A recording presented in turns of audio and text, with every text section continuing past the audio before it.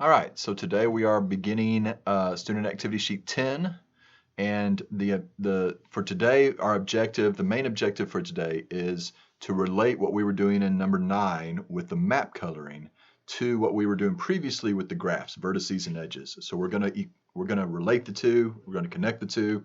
You'll be able to see how we can take a map and represent it with a graph, or how we have a graph and we can draw a map from that. Okay.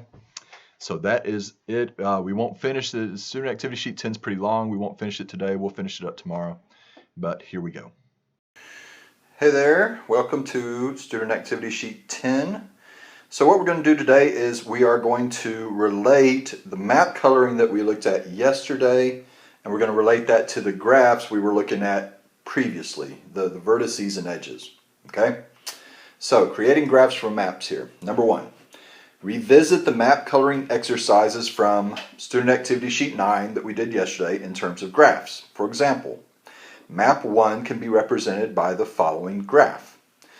The graph should include a vertex for each country or region in your map. If two countries share a border and need to be colored differently, the graph shows an edge between the vertices that represent them.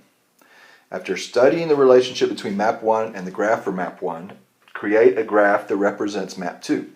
So, notice here in the first map, I've got 5 regions, right? 1, 2, 3, 4, and then 5. Region 5 is the area surrounding everything.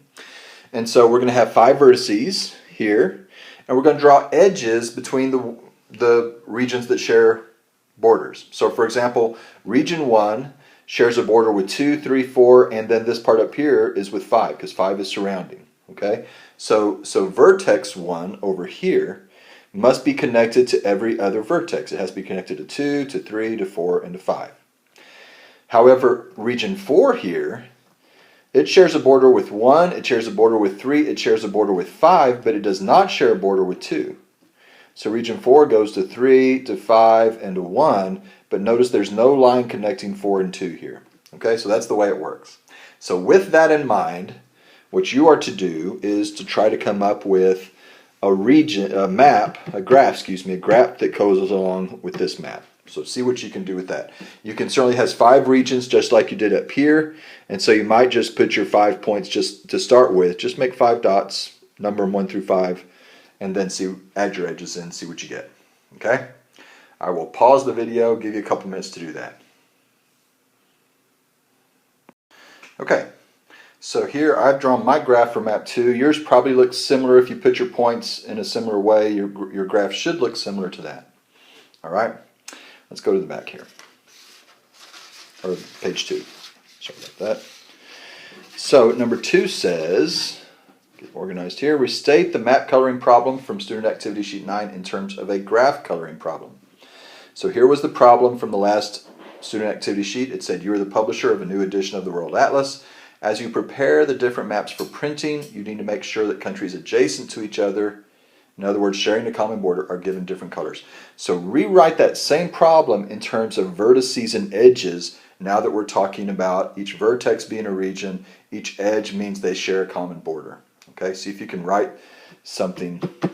You'll still be talking about colors, but you'll be talking about vertices and edges instead of regions and borders. Okay?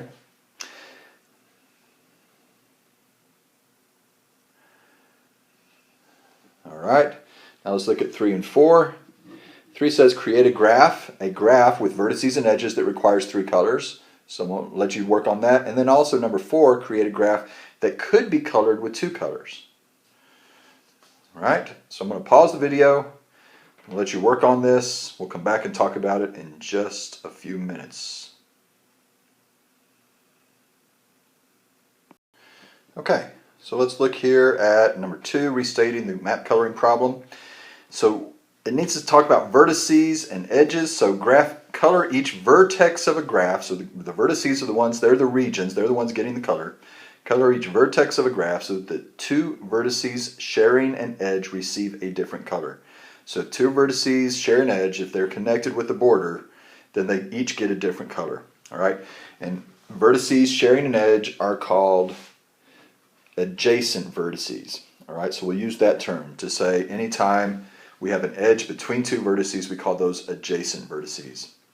Number 3 says create a graph that requires 3 colors. You could have done something certainly more complicated, but if you have a triangle, then it needs 3 colors, right?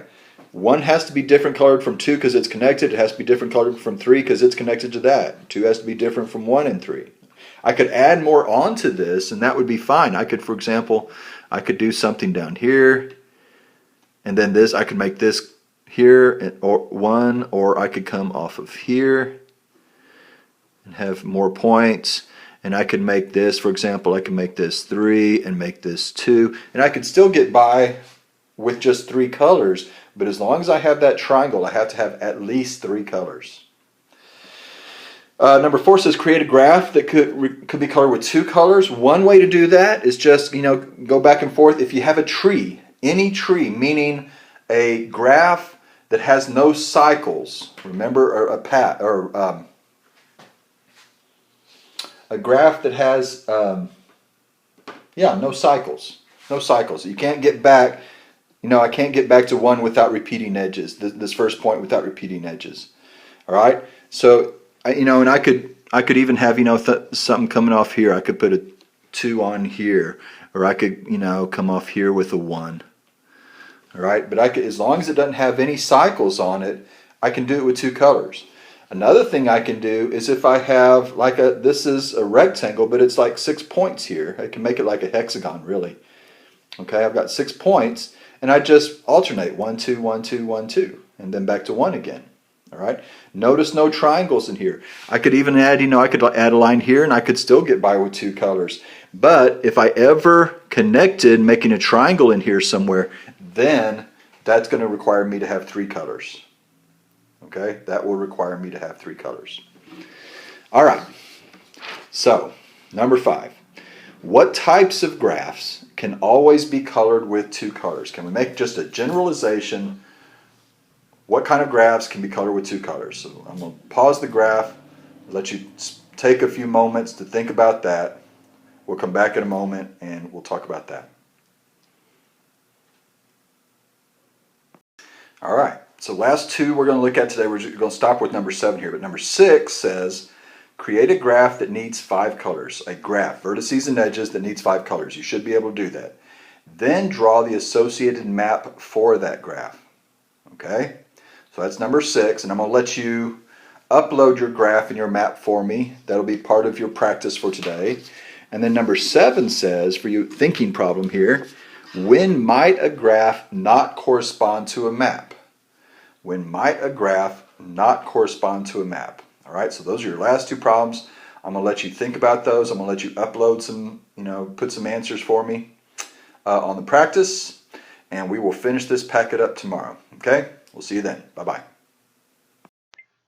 All right, so that was it. I will, again, on your practice, you'll be uploading a couple graphs for me, maybe some maps, so be ready for that. Otherwise, we will finish up Student Activity Sheet 10 tomorrow. All right. Hope you're doing well. We'll see you tomorrow.